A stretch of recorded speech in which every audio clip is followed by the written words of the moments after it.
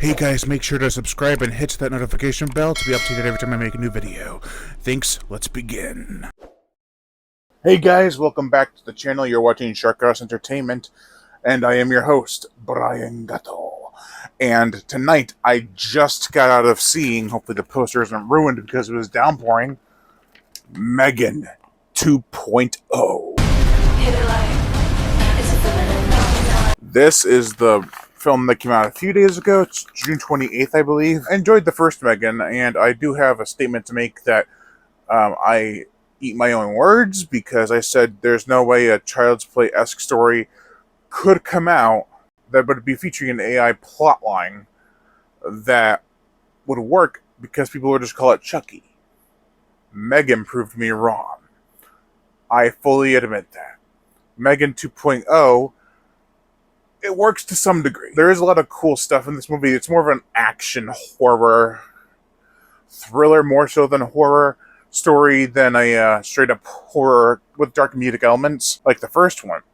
This one intends to have a lot more intense battles with henchmen and the killer doll and a new doll, Amelia. So its message is a bit weird. A lot of movies lately have been like, we're not going to piss off AI, so we'll just find a happy balance. But there are some things that I thought were pretty cool. For starters, they implement the AI idea that if we can work with it, it might not target us. And also how humans can adapt with machinery to become sufficient, and there would be no need for AI. Which is a very minor storyline compared to the whole thing. But I thought that was the most interesting part, where a person could be built up, like with gadgets and stuff, to make them stronger and more efficient than what they would be without them, and how that would equate to not having to worry about having AI even be implemented. A very small plot line that I thought should have been expanded upon more, but no, they focused more on AI taking over, and how that's a con, but if we handle it differently, it could be a pro, like a positive. What the hell is this? You put me in this plastic Teletubby? Prove you can be trusted, maybe we'll give you an upgrade. So it's interesting. As for the characters, all the cast from the first one who survived came back. I enjoyed that. There are some new characters that I thought were pretty good. There's an FBI agent who's got some funny moments. And there's a scientist, or computer scientist, who, well, he's kind of weird. He's got the unemotional talking tone that didn't work for me. I thought they were going to make him be like this robot, but no, it's like he's just a very subdued actor. He doesn't really convey his emotions like whatsoever. Even when he's in peril, he's just like, I am going to allow AI to take over the world, and there's nothing you can do to stop me. That's pretty much the most effort he gives. He doesn't really get crazy. He doesn't really go over the top, which was interesting for this kind of film, because, as I said before, it is more of an action film than a horror film, but there are still some horror elements. I have to say this: the trailer is gorier than the film, which is very weird, and I'm fully expecting an R-rated cut, because you could tell they cut corners a lot in this movie to make it PG-13. The first one did the same thing, but they did release an unrated cut of the film, which is kind of a lost form at this point. Like, if a movie's coming out that's PG-13 and it has R-rated elements that were taken out, they should release it unrated on DVD, Blu-ray, 4K, whatever, but they just don't as much as they used to. I can see them doing that for Megan 2.0, though, which will be really exciting. I'm not the only killer robot. Amelia's stronger than you can imagine. The effects are actually really good. Megan is, of course, an animatronic doll, but she's also not really animatronic. She's more played by an actress within the suit. So, and with that, it works.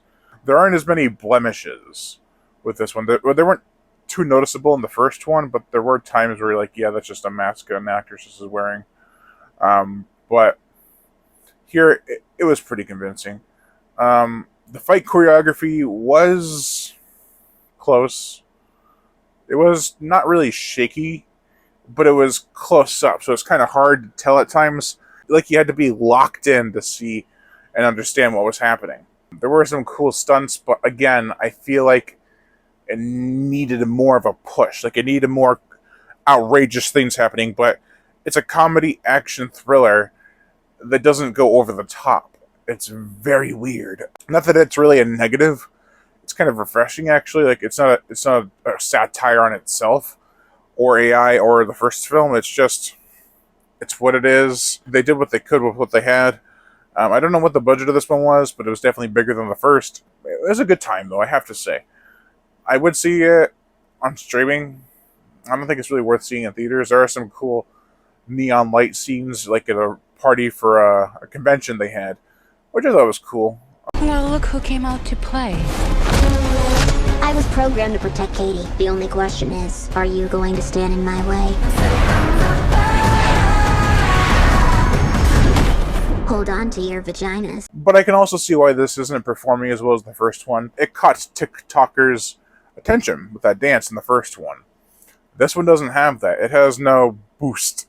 So it's obviously not going to do as well, which is a shame, but I think they should have really tried to tone down some of the budget, lower it even, because this was destined to not be as popular as the first. It didn't go viral, which is a huge detriment. People are like, why is it not doing as well? Well, because it didn't go viral like the first one with that dance. But there is a dance in this one that I thought was actually even better than the first. And there's a surprise at the end where you're like, oh shit. Megan, stay low. This is supposed to be a stealth mission. Did you hear me?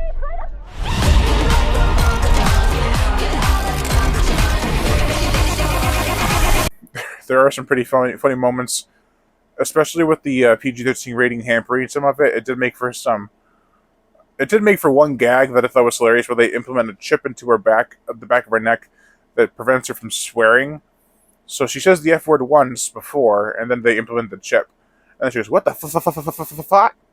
Or she doesn't even get to say the full word. So it passes as not being that sole F word for PG-13. I thought that was pretty clever. I like that. The Teletubby Megan was, I thought, adorable. It was hilarious. She only had her eyes and mouth and her expression on the side of her eyes. They did a lot with it. Like, whenever it required her to look sad or intrigued, it would really emphasize on that with those eyes or whatever was on the screen. Everyone deserves a second chance. And the one F word is from when she finds out she's in a Teletubby doll. It's not really a Teletubby doll, but it's a plastic little AI doll. I thought that was hilarious. It was really funny. Which is a good thing and bad thing, because Megan, she doesn't show up until probably about 30, 40 minutes in. And even then, after that, they stick into that doll, and it's like, so you wait about an hour, maybe an hour plus, before Megan's fully back. Which I understand, because you have to have that build-up, you have to have that anticipation. But this is a 2-hour movie or so. That, I feel, was a bit too long. But at the same time, I don't. Because they fit every point, every beat they had in the story into that 2 hours. Nothing really was left unsolved besides one of the characters towards if they lived or died or not. But everything else was pretty tied up. I would stream it. I would buy it on Blu-ray or DVD or 4K.